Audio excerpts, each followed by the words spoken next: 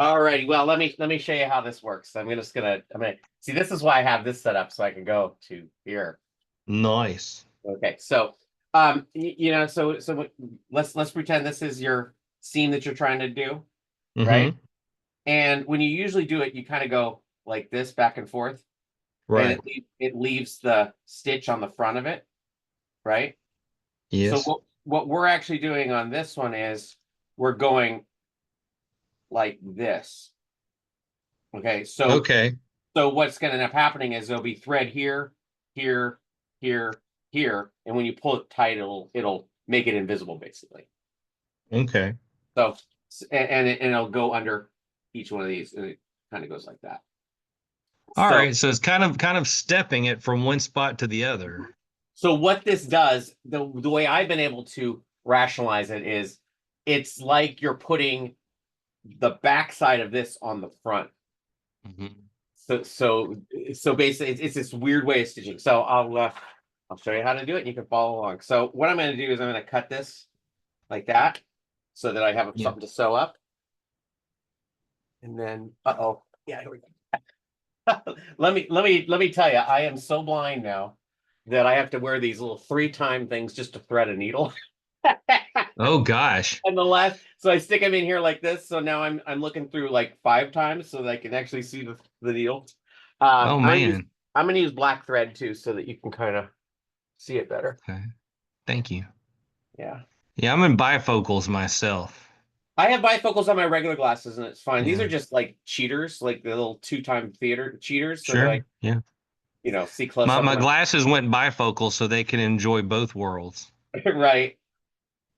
I actually wear my glasses more than I used to now, the regular glasses now more than I used to because I don't feel like I guess it's because I take so many naps now. I hate falling asleep with my contacts in. You're not supposed to sleep with contacts in anyway. I know, but see, you'd be surprised Ooh how often when wee. you lay down on the couch when you're watching a YouTube that you fall asleep. All Okay, right. well that you can't knock because that just happens. So and I don't know how you usually sew, but I usually sew with it doubled up, um, Hmm. and then with a knot. Okay, and then I cut off the very end of it. So I'll switch to the other level so you can kind of see it. Okay. All right. So what you do is you start on at the very edge here, on the back side. Uh-huh. So the knot will be on the outside. Just a second, I take these out so I can see. Okay. So you go on the back side and you just tighten it up and stick that inside the seam. And Okay. then what you do is you just go in. Now I'm making like maybe an eighth of an inch stitch. And you go like that, Okay. and you don't have to do it tight. You just basically, in fact, when we do it when it's on something, we do Hmm. it so it's a little. So you stick our finger in there to kind of spread it out a little bit, and then you just basically go back and forth. Oops, that didn't even go through. But you go back and forth like so,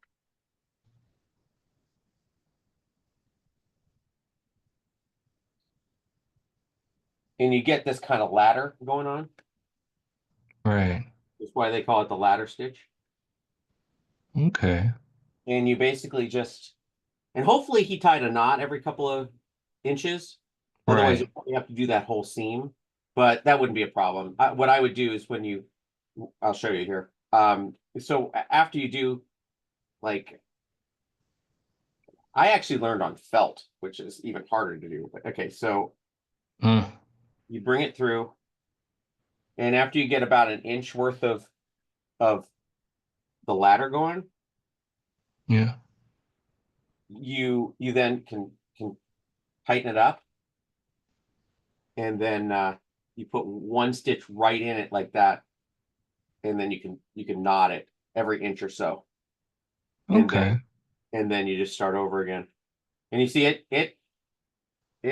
even with the black thread, it's Right. pretty hard to see. Okay. So, and if I was doing it from the other side, I'll show you.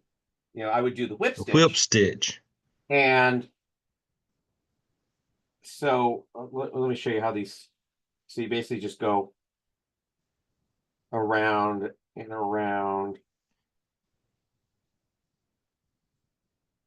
and around. So I'll do about an inch worth of here.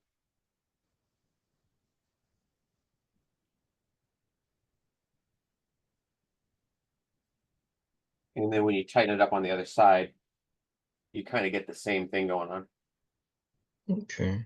You see? So that's what I mean by it. Is you're kind of doing on the front side what you would do on the back side. Right. I'm putting this to use right now and trying it. Yeah, try it and see how it goes. And And I would do it a couple of times just to make sure you got the concept down. And it's really you'll probably I would get like I don't know if you have any scissors kind of more like these, the pointy one, the little pointies. got these. Yeah, I would maybe when you go to Miss Piggy get as small of a scissor as you can and just start, or even a seam ripper. Seam ripper would work too. And just take it back as far as you need. Yeah, that'll work.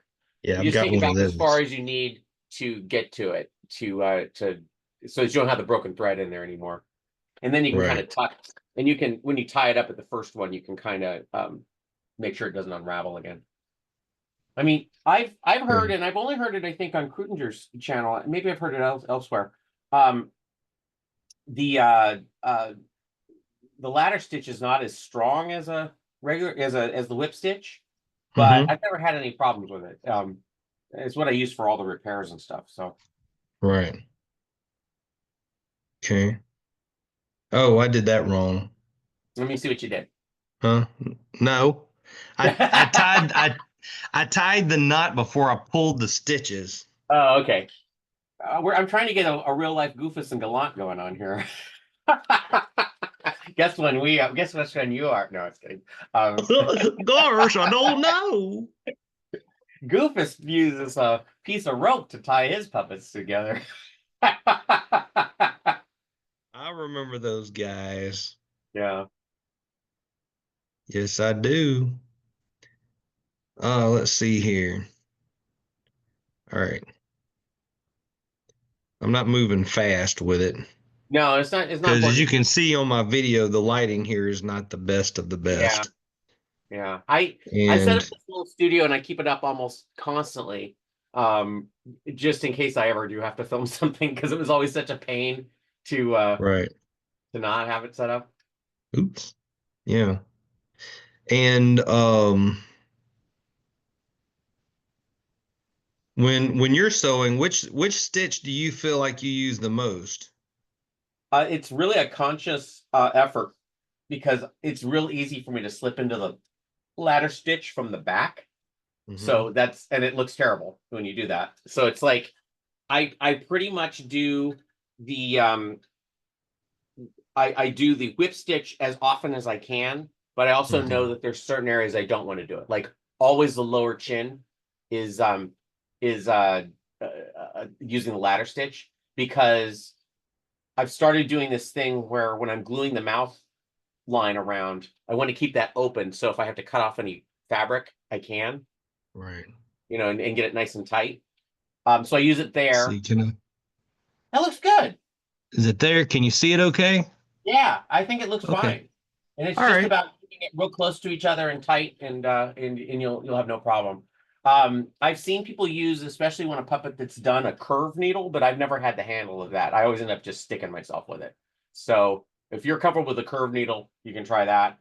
I again would probably do a couple of pat tests to make sure you kind of understand it completely before you take on your repair. But Right.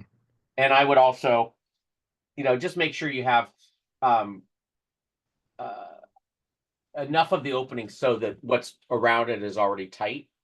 So you don't want to like have any looseness from the old thread where it broke um in there because that'll just look as bad as what I mean. Right. Yeah. So if you do have to do that whole line, I think it's just going to be that little bit from the nose to the lip. I think so. I haven't tried to look too deep inside Uh-huh. yet to see how that looks, but that might be something I try. Yeah, and I would use to look. a thread that's the same color, similar to the same color as well. Oh yeah, I bought I bought this color here. No, not Oh, that that that's looks going to good. matter. The lighting in here is bad, Yeah, yeah. but And I so would try and take it from where so like I would so let's say that's your repair. Which one? I would start mhm. up here and work your way down so you can tie it off at the knot at the bottom where it joins the lip. Because I think that'll be less noticeable than if you do it up if you end up here. Right. Um, Yeah, I figured starting at the top where the seam is already mostly together and yeah, then work my way exactly. down from there. So this is all, yeah. So what I'm working with here is just the polar fleece. Yeah.